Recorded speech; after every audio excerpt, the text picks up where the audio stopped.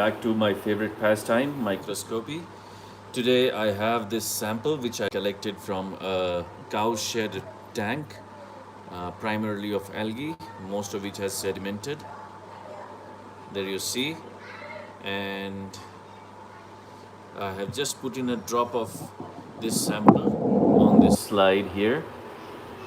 And as I had found in the previous adventure with this sample, again I'm not disappointed and I got some Bagiatoa.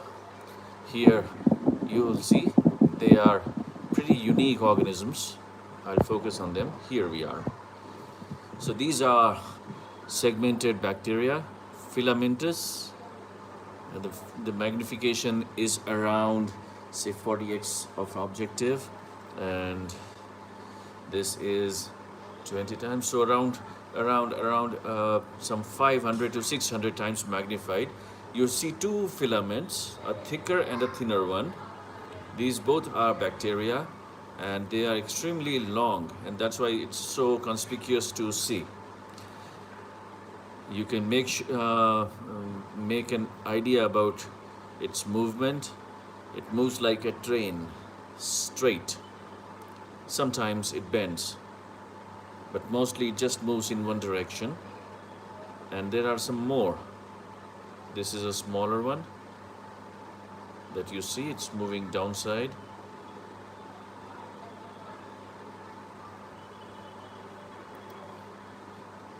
You can make an idea of its movement with its relation to some nearby object.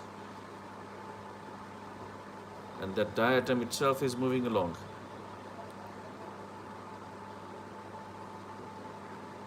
Now the diatom is also moving with it, sliding over it.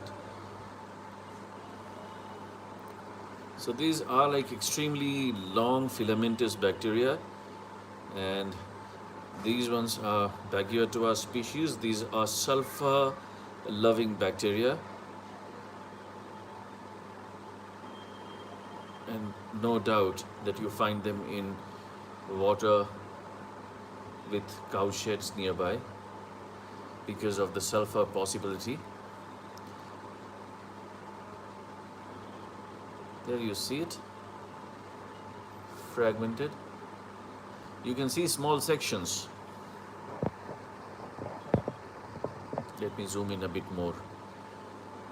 The more you zoom, the more you find them.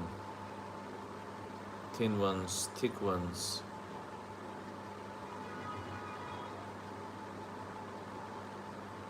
Resolution is the challenge here. How to get the best resolution is my prime challenge. So now we have two of them running close by. Live. It's always fun finding these things. Hang on. So are we still there? Yes, we are. Are we here? Some microscopic adventures. I was out for a while. Now I'm back. I'm back. Yes. So back to the samples. Here we have the algae, and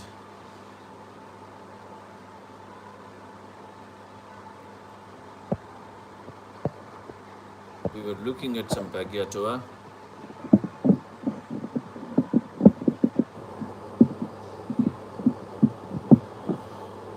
This is a center frame now.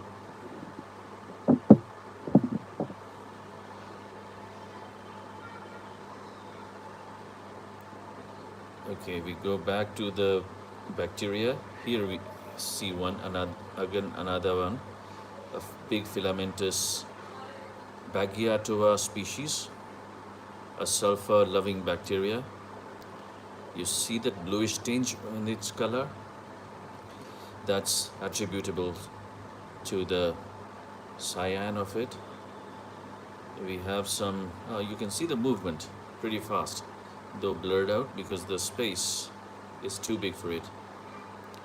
It's a whole ocean of them. There's another bigger, more nourished, bigger fellow. And is it moving? I'm not pretty sure, but it should move. Let's try to bring that in focus, the segments, though it'll be a challenge.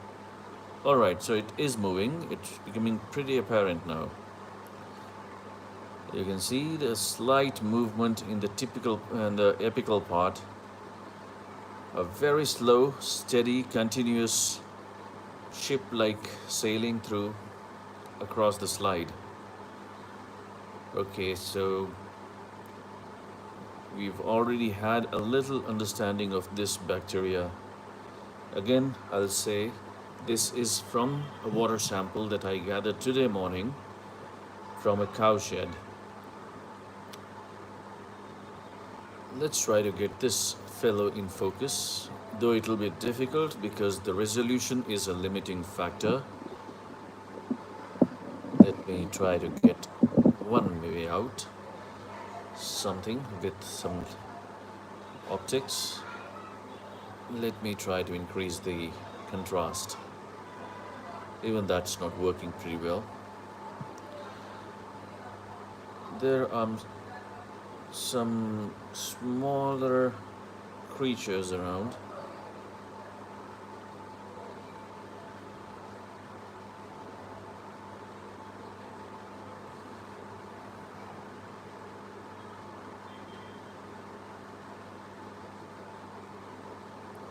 Now this is a mesh of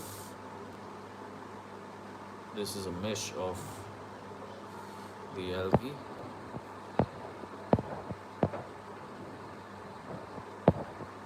Need to bring it more in focus. This is the center. Slightly.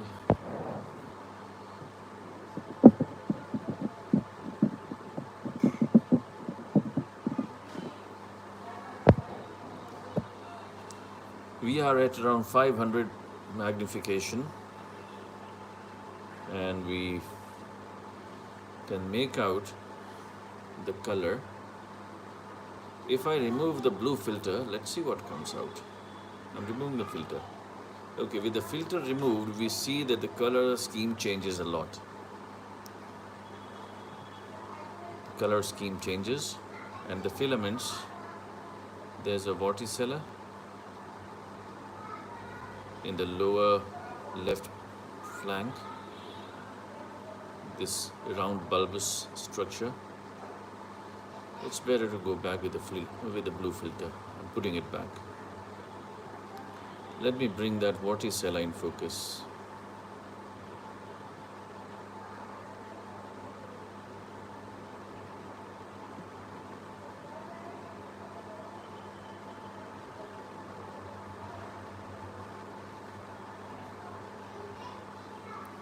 That's a vorticella.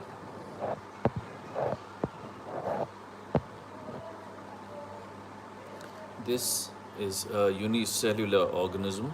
It's an animal, believe me. It's an animal, a small unicellular animal, which is connected to a substrate by means of a stalk, that is a stem, and it keeps beating around a set of flagella, which are hair-like structures on its body, in a rhythmic manner, whereby bringing food particles inside its body, ingesting them whole,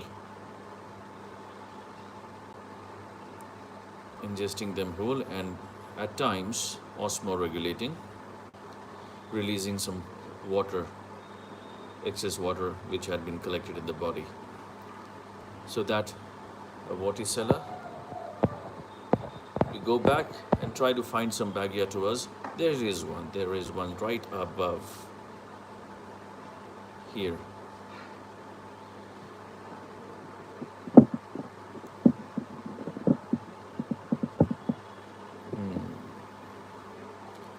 Okay, let's find some other location. Get out of this mess. That is this mesh, not mess. and focus more on the slide itself, because you see here two bacteria, filamentous bacteria. In fact, now you have three in frame, three thicker ones, two thin ones, and you can see them moving across. These are like bogies of a train, slow moving train. The slow moving train. I'm reminded of some music here. It's a slow train coming. So these are Bagiatoas, and they are filamentous bacteria. These are like sulfurous bacteria. And obviously, in the sample that you have these bacteria, you'll find a kind of a methane-like smell. There are three in this frame, all moving in the same direction. All roads lead to, as we say, Ganges. So they have a purpose, they have a mission that they are looking forward to. And we have in the background a small protozoan, a blob of jelly floating aimlessly in this vast ocean, which is no more than, say, 10 microliters.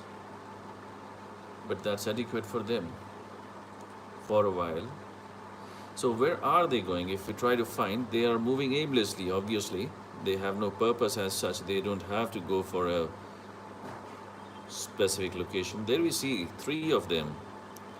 Now you may be intrigued by the size difference. Why, you may think that why are all called the same species when there's so remarkable a difference? Well, the reason is pretty clear. These bacteria, they store some food in their body, and the more they store, the bulkier and thicker they become, and the bigger their segments are. And at times, when the body load becomes too difficult for them to carry, they simply break off, becoming two individuals. In fact, one individual is a conglomeration of many individuals. Each segment in itself is a sulfur-consuming bacteria. Each one of them is an individual. But then they live in a kind of linear society, as we see. And slowly, as they accumulate more... Okay. Again, this little fellow, let me try to bring him. Is seeking attention. So let's give him his due credits and try to find who he is. Tell us your name. Hey, where are you going? So it prefers to hide somewhere. Okay, so it's a unicellular organism, obviously. You can make out the lens, the small nucleus. Where did it go? Where did it go? Here, it comes back, and we have the Bagiatoas and the ciliates all in focus. Magnification, once again, is 600 times magnified. Magnification is 600x.